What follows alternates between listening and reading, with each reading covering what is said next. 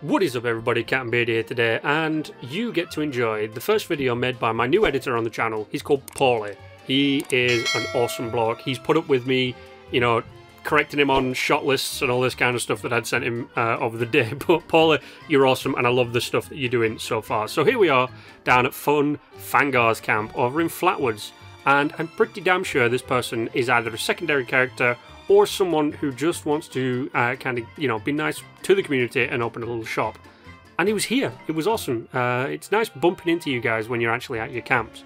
But today's camp, the first one kicking it off, is more of a minimalist and more of a, like, it has a more functional feel to it than it does pretty. Because it's literally, it's a bare bones build, but it works. So the design of it, though it is a square, is kind of nice. I like the little jutty out parts that we've got on the side for the turrets. Now, I don't know if he was supposed to lock these doors or not to his bedroom, but yeah, he's got the downstairs one locked, however these ones aren't, and you can easily jump up to them and get in. However, there's not really much in the bedroom area, but it's nice. You know, having a bed does allow people to sleep and have that well-rested perk happen for them, but the stairs down there was actually locked, so I do like it. It's nice to see someone put the camp at the foot of the bed as well. That was pretty interesting. However, no open water purifiers, which was kind of a shame.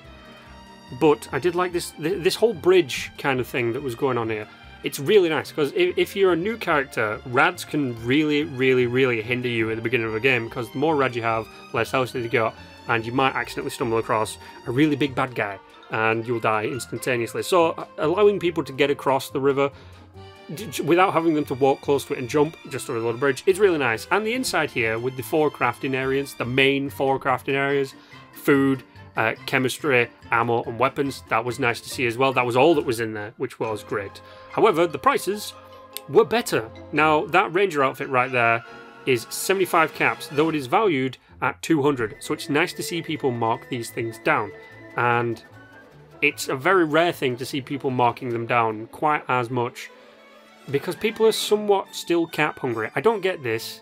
I don't get if it's like every update, people just like, now that there's new things in the game, I can get all the caps in the world. No, it's none of that. It's like, stop it with that shit. Just be nice and market them reasonably, not beyond what they need to be done. But I even actually bought some ammo off this guy because I needed a little bit of ammo for my lever action. Though, as you can see, I already had 98. Buying that 15 was just, it bumped me across the 100 mark, which is nice having. But I really did like this camp. The fact that it was just minimal and it functioned and it got down to the gritty nitty of it, it's great. So you get a thumbs up from me, 100%. But the next one is a weird one. And it's weird because I have no idea what was going on when this person designed it. So it's Harrison 9, was it Harrison 9 something? Well, this is Harrison's camp. Harrison Ford camp, because funnily enough I'm pretty sure there's actually a plane crash near this.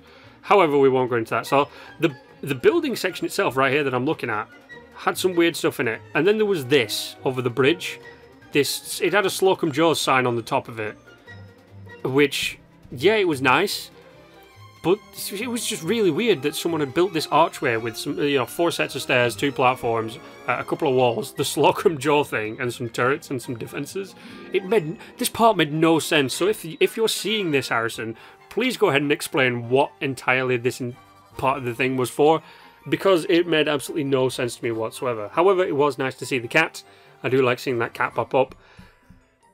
But I do have some words to say about the interior of this camp. So first things first, if you're going to power something, stick your generators on the outside and use power connectors.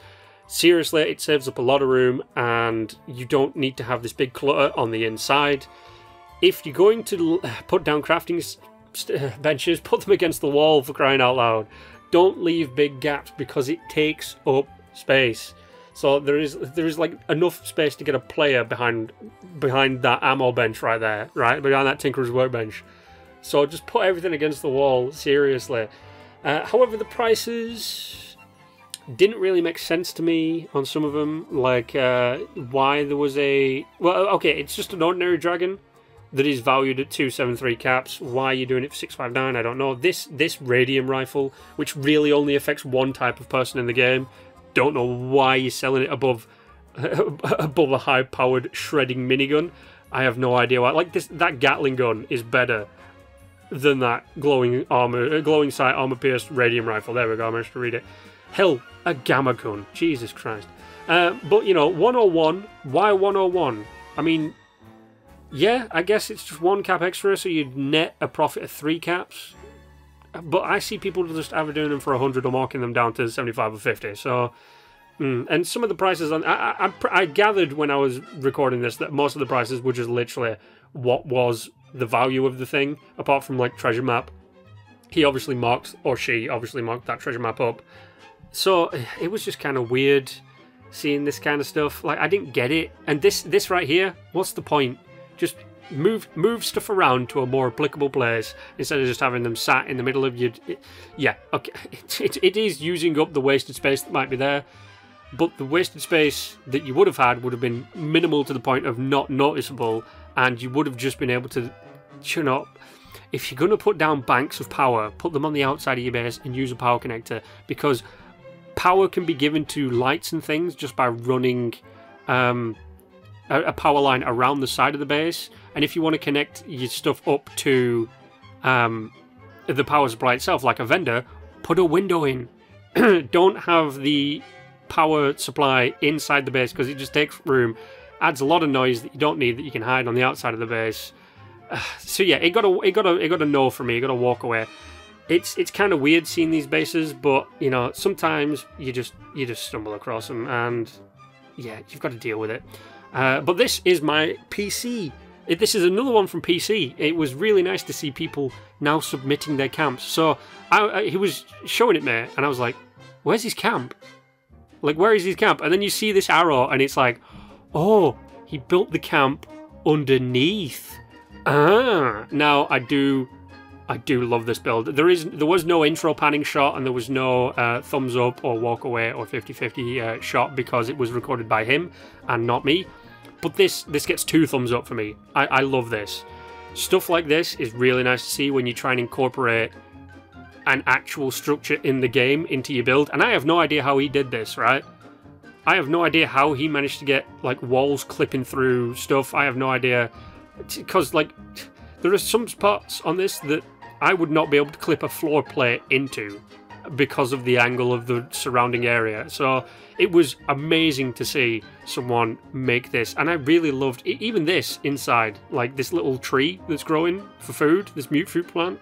How awesome is this? I'd love camps like these. In fact, there was a camp like this on my stream that I did to celebrate 400 subs, which you can probably find right here. I will link it in the top corner.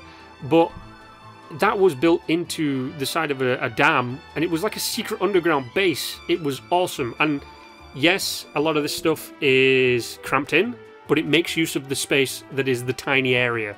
So there is like nothing. There's no build room under here. I've been in game to check where he built this. There is not a lot of room, yet he made it into a very functional, very beautiful looking base. And a lot of the furniture just works, and it's nice to see people using just the couches that not a lot of people, like that brown one, that's ugly as hell.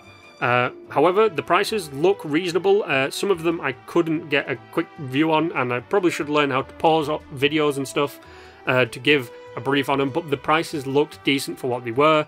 However, some of the higher price things that we saw just at the end there, don't know if they were worth it or not. If you guys want to stop the video and tell me in the comments if they were worth it or not, yeah. But awesome, I loved it. Please, more submissions. Please, please, please. Oh, okay. So this one, I love how you can prefix what I'm going to say about a camp as soon as it pops up and I make a noise. So this is C.A.M.P.S. Was it C.A.M.P.S? I believe it was. Yeah, this is a kind of person's camp that I would definitely try and stay away from. It's a production camp, okay? If you don't know what a production camp is, it's literally a camp that someone will put down just to produce a shit ton of stuff. Out of all these water purifiers, only 3 were open to the public, which is kind of a shame because you have a lot of purified water right there, and you only get 2 in. Seeing this though, this little shop thing, I don't know if it's e-hop that he was trying to do or something like that. But no, this is a base that I never want to come back to. No offense to the builder. A lot of these are my personal opinions. But just look at some of the placement of these things. I mean, come on. Look at this. I can literally stand behind it. I should not be able to do this. You've got 90-degree angles to build against. Oh, stuff like this really, really butters my crumpet. But, you know, at the same time, it did turn out to also be an extractor base. But look at it. The infuriation I'm getting right here. It's just... I mean, the layout was okay.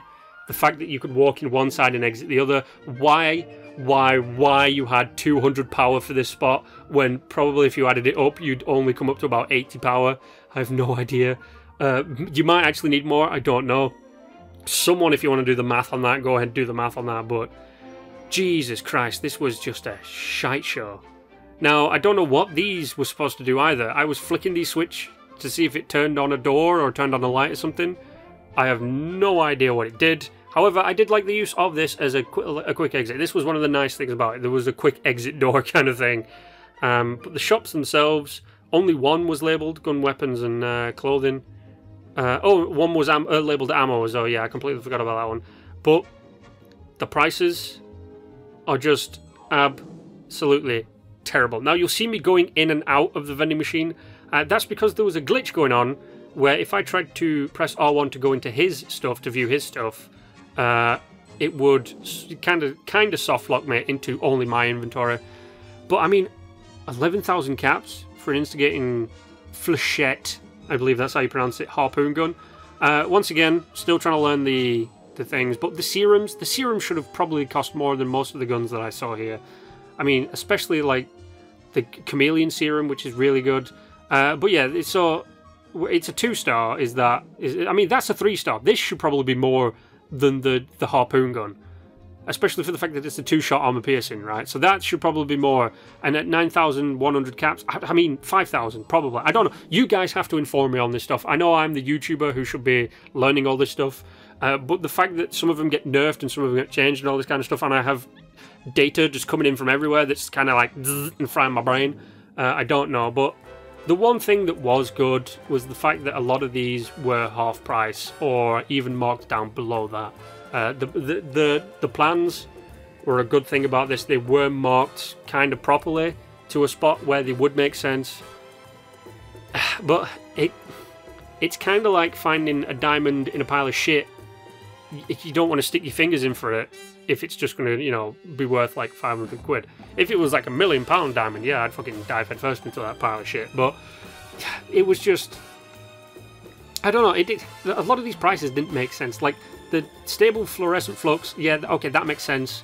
Though it is 110 for one. I don't think I would have done that. I think I would have done about 75 for one or 50 for one because it is a hard thing to make. But yeah. No, this camp made me want to literally walk off a cliff. And funnily enough, when I was recording that walkaway, I fell off the cliff and almost died. So that's how fast I wanted to get away from this camp because it's just fugly. But the last person I went to fucking redeemed themselves. They redeemed this entire thing. So it was, oh yeah, it was Rasta 420 Lincoln's camp. Oh, it was, oh man, I love that. I love that. And it was the only one that I've seen that has incorporated the new biodome, as I'm calling it, but it doesn't. Luckily, it doesn't have polyshoring. But it was interesting to see that, even though there was nothing inside of it yet. So this might have been a in progress camp still, but I liked it. Now there was a lot of beautiful placing. Those mute fruit bushes probably took a lot of time to place in a very, very symmetrical order, and I do like the fact that it resembles a camp that I've visited before. Now, I don't know if it was the same guy's camp that I visited before.